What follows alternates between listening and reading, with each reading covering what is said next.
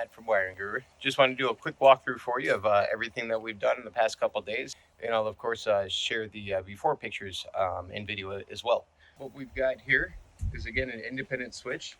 So you've no longer got that feed that comes up here. There's new switch box for our overhead lights, as well as a USB outlet that you can charge your devices with. We've got our 4 spotlights above, all hardwired in.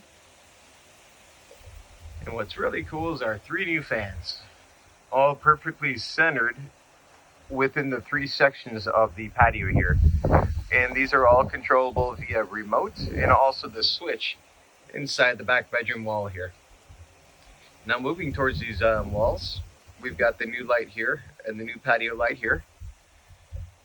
And that's also accessible inside that bedroom out on that bedroom switch box inside the wall here.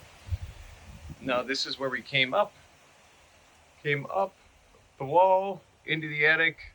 It's still drying a little bit. You can kind of see the wet paint sticking out, but all in all, turned out really nice. This is also something that we did new.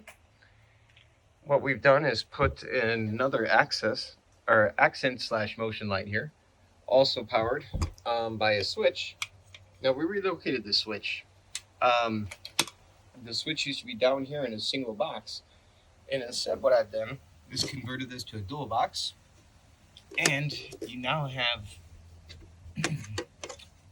USB outlet and GFI down here as well. So that way you're protected.